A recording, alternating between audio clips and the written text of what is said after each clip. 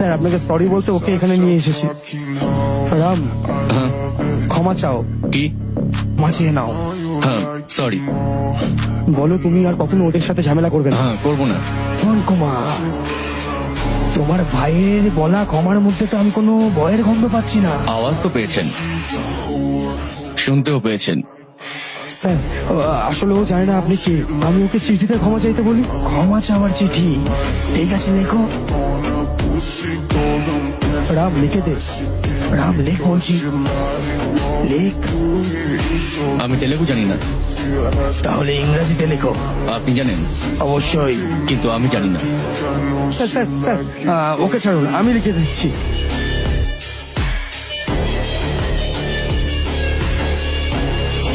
ওই চিঠির মধ্যে আমি কোনো ক্ষমা চাওয়া দেখতে পাচ্ছি না।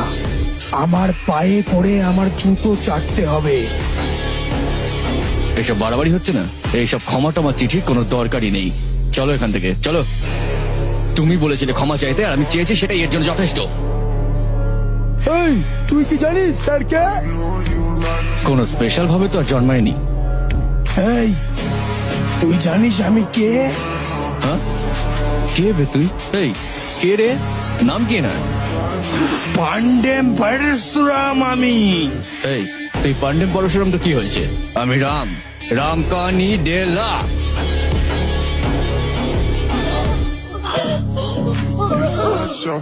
রাম, থাম, থাম, চল বলছি, চল এখান থেকে। চল এখান থেকে, চল। এই, আজকে থেকে তুই আমার ভয়ে রোজ তোর প্যান্ট ভেজাবি, বুঝলি? প্যান্ট ভিজিয়ে দিবি? কোথায় ভিজেছে প্যান্ট? ভেজা? এই রাম। ভেজা না ভেজা? নে ভেজা। এই রাম। কোথায় প্যান্ট ভিজেছে? ভেজা আমার প্যান্ট, ভেজা। কই প্যান্ট কোথায় ভিজলো আমার?